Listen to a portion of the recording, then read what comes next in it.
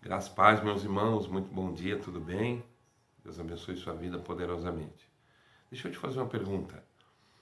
Você já foi alvo de uma discriminação, de uma má interpretação, de uma calúnia, de uma mentira? Se sim, deixa eu te perguntar, como é que foi que você se comportou?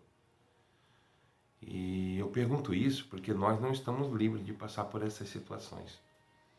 A palavra de Deus nos diz, no livro de 2 Samuel, no capítulo de número 10, que morreu o rei dos Amonitas, por nome Naás, e o seu filho Hanum reinou no seu lugar. E quando Davi ele ficou sabendo que Naás tinha morrido, ele mandou consoladores para poder externar suas condolências, seus sentimentos ao filho do pai enlutado. Porque Naás ele deu guarida para Davi em vida quando Davi fugia da ira do rei Saul. Preste atenção. E a intenção de Davi foi das melhores, para poder enviar aqueles mensageiros ali para consolar o filho enlutado. Só que a Bíblia vai dizer que quando os mensageiros de Davi chegaram ali na terra dos Amonitas, os príncipes dos Amonitas falaram assim para Hanum, o filho do pai enlutado: Hanum, por que Davi manda mensageiros para poder consolá-lo nesse momento? Será que ele não mandou esses mensageiros para poder espiar a terra e depois transtorná-la? Hanum de pronto, ele acatou aquelas falas inflamadas dos príncipes ali, dos amonitas, e pegou os mensageiros de Davi, cheio de boas intenções que Davi tinha mandado, e mandou rapar a barba pela metade deles e cortou as suas vestes ao ponto de mostrar a polpa das nádegas, para envergonhar eles, e despediu eles. E quando Davi ele ficou sabendo disso, ele falou para aqueles mensageiros ficar em Jericó até que a sua barba tornasse a crescer e voltasse, porque eles estavam de sobremodo envergonhados. O que aconteceu ali? Uma boa intenção acatada por uma má interpretação.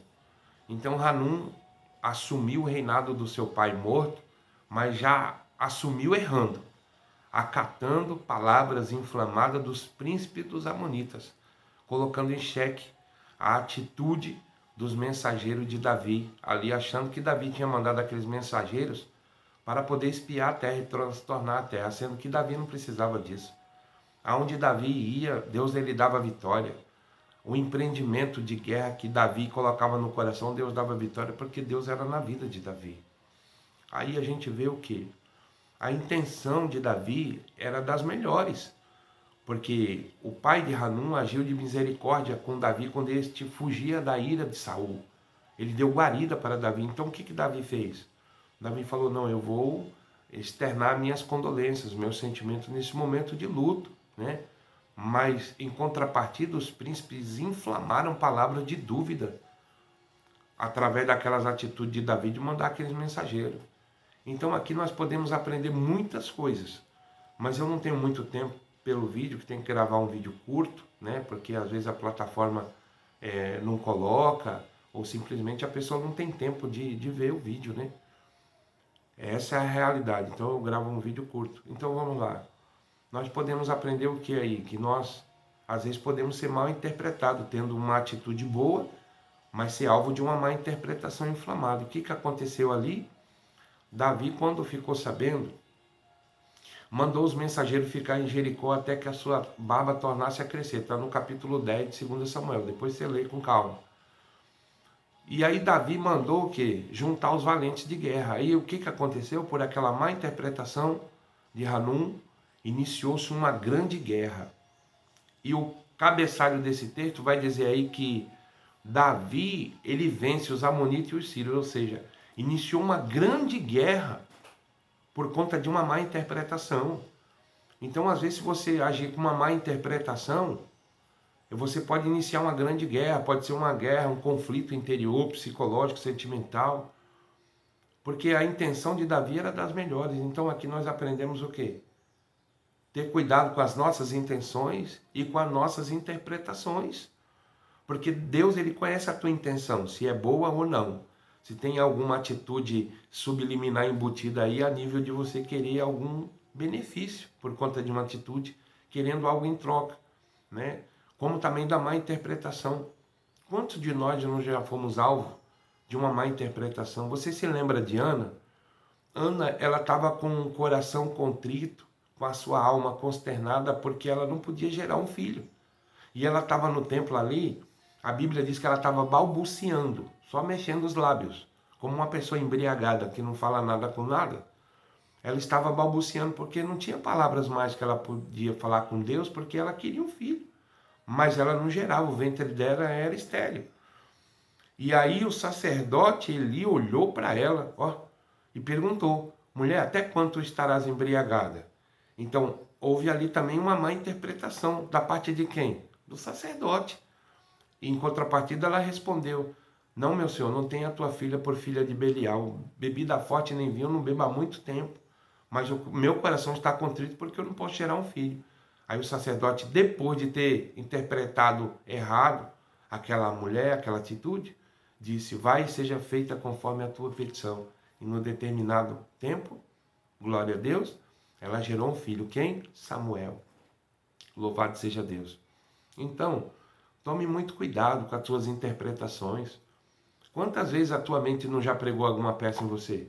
Eu tenho um parente que mora em sítio, né?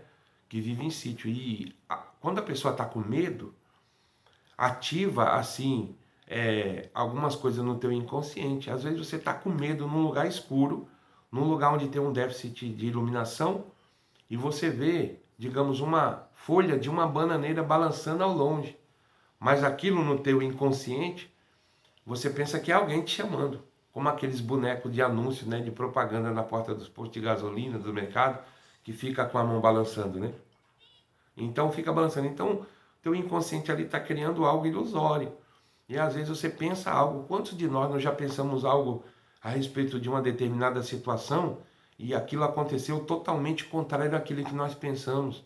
Quantas vezes você não já julgou na mente uma pessoa pelo seu estereótipo, né, achando que uma pessoa era assim, quando você se aproximou? Se você tem a humildade para poder reconhecer e dizer: como eu estava equivocado, não é nada disso, né? Então toma muito cuidado com as suas interpretações e com as suas intenções, porque Deus, ele conhece as suas intenções e ele conhece as suas interpretações. Aqui iniciou uma grande guerra, né? Uma grande guerra, sendo que essa guerra poderia ser evitada. Então tem situações na sua vida, na minha vida, que podem ser evitadas. Então tome muito cuidado com as suas interpretações, porque às vezes a sua mente prega alguma peça, cria um cenário ilusório que não tem base de verdade. E aí você nutre situações, atitudes dentro daquele cenário ilusório que não é verdade. Aqui houve uma grande guerra. Por quê? Porque aqueles príncipes ali, eles lançaram palavras inflamadas para Hanum, que por sua vez acatou aquelas palavras inflamadas e quis envergonhar os mensageiros de Davi, cortando, rapando a barba pela metade e cortando as vestes na altura das nádegas. Simplesmente para quê? Para envergonhar aqueles mensageiros, sendo que ele não imaginava o problema que ele arrumou para ele, né? Então tome cuidado. Uma má interpretação gera o quê? Problema, tristeza, decepção, agonia, morte, insatisfação, enfim. Então, tome cuidado com as suas interpretações. Não julgue ninguém. Você não foi chamado para isso. Você foi chamado para servir a Deus e para adorar a Deus em espírito e em verdade. Repito, tome muito cuidado com as suas interpretações, porque elas podem te levar a uma guerra, a um sofrimento, a uma situação que pode ser evitada, tá bom? Deus abençoe. Neste momento eu quero orar por cada um de nós. Pai, eu te louvo, te exalto, te enalteço em espírito e em verdade. Muito obrigado por essa palavra. Que eu tenha, meu Pai, ponderação, cuidado, vigilância com as minhas interpretações, com as minhas intenções. Guarda a minha vida, blinda o meu coração, o coração do teu filho e da tua filha. É isso que eu te peço em nome de Jesus. Amém. Que Deus te abençoe hoje e sempre.